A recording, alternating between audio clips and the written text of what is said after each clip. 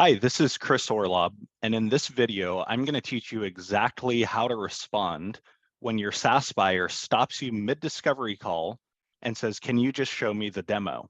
As SaaS sellers, we're often in that predicament where we want to spend the bulk of the early stages of the sales cycle, often the entire length of the first call, purely on discovery, so that then we can navigate and tailor a customized demo. But that's often in conflict with what our buyers sometimes want. Sometimes they come inbound and they came inbound because they wanted to see a demo right off the bat. Or even when you book an outbound meeting, you might start asking a buyer questions and they get a little bit frustrated because they have no context as to what you do. And therefore the questions you ask seem a little bit out of left field. And when that happens, they revert to doing the same thing by just saying, "Can you just show me the demo?" So the question then becomes, do you stop your discovery process and show them the demo? Or do you insist on continuing with your discovery? Or is there some sort of third alternative that's a win-win for you, where you can still understand and deepen the business pain, but also a win-win for your customer or prospect in the sense that you give them what they're looking for by them wanting to see a demo? So I'm going to teach you exactly how to deal with this. I'm going to teach you through a story that happened to me.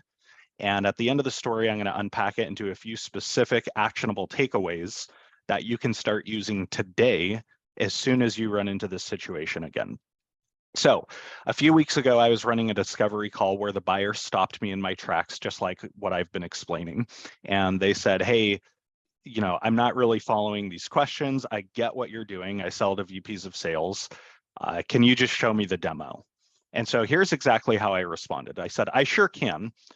Here's my guess though. I can't imagine you showed up today wanting to just see a random piece of software. If you already want to see a demo, that tells me you've probably got a well-defined solution in mind to an even better defined problem. Is that the case?" So you can see I'm kind of pigeonholing them into, "Hey, have you already defined the problem?" And the way he responded is he said, "Sort of. What I'm hoping to get out of this call is ideas that expand our thinking. We're on our way, but we're still in the research phase." Okay, so that's a clue. That's often why buyers want to see demos, is it broadens their mental models for what's possible to solve their problem. So here's how I responded. I said, "Fair enough. I'll make you a deal. Let's play a game of tug of war. I'll share with you a couple pieces of what we do at a time to expand your ideas of what's possible. In return, I'd like to ask you a couple questions. There's a lot of food for thought I can add through these questions. We'll repeat that theme. I'll share a few things. I'll ask a few things. Is that fair?" And he said, "Even better. That's exactly what I want." Keep in mind where he's coming from.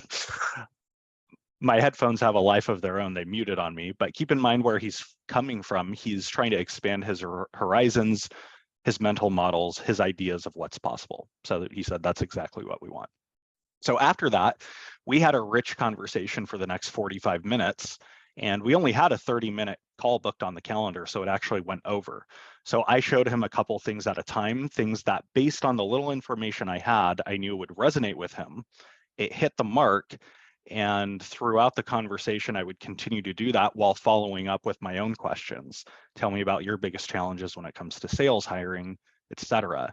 When I hit a hot button, I would ask him, "What's making this resonate so much? What challenge are you seeing in the business that's making you gravitate toward the specific capability that I just shared with you?" So like I mentioned at the beginning, as SaaS sellers, we're often faced with this dilemma. We want to do discovery. Buyers just want to see the product often. And here's a few tips for better handling that situation now that you've gone through the story.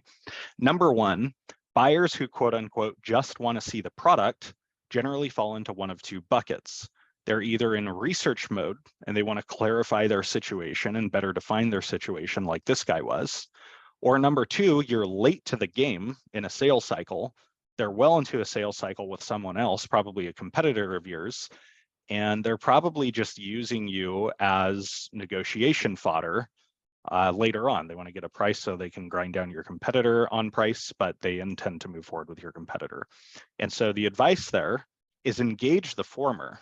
Use the tactic I shared with you throughout the story and then qualify the latter. If you get the sense that they're already late into the game, you've got to decide if you want to engage in that sales cycle. Do you still have a chance to win that deal based on how far down the funnel they already are?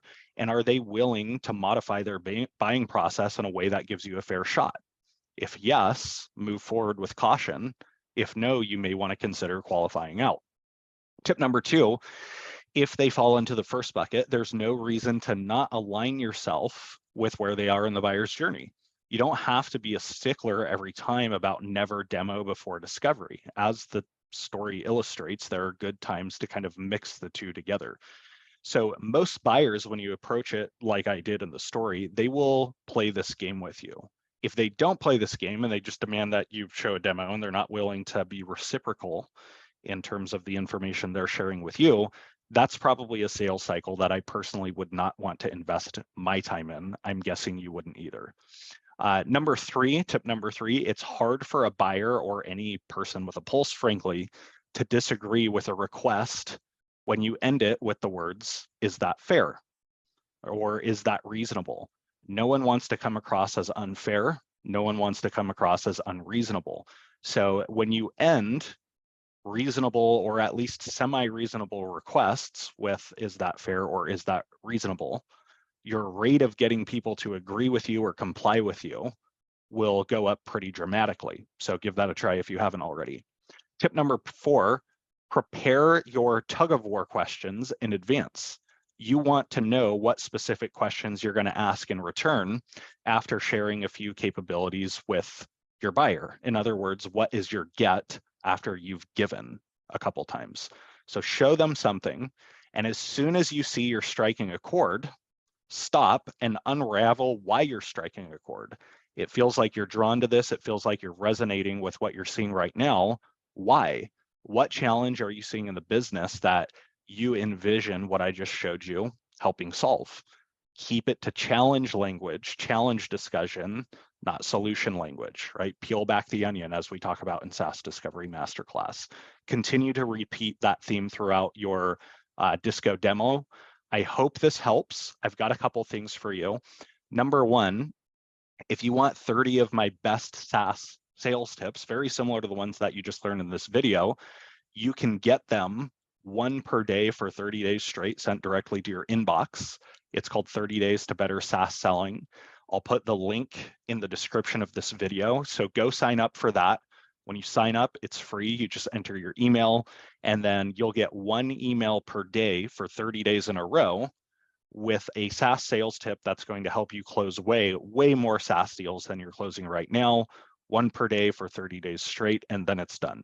So go sign up for that. They're some of the strongest SaaS sales tips in the world. I used them to grow Gong from $200,000 to $200 million and more in ARR and a $7.2 billion valuation. These are the exact tips, tactics, strategies, and insights that we used along the way. They're absolutely free. Go sign up for them. I almost guaranteed you're going to be blown away. If I was charging for them, I would offer a 200% money back guarantee. Yes, 200%, meaning I would give you money if you weren't satisfied. But for you, they're free. They're free for everybody. Go sign up for them now. The link is in the description of the video. And if you liked this video, leave a comment, like the video. If you have a question, ask it, and I'll do my best to answer. And thanks so much for watching today.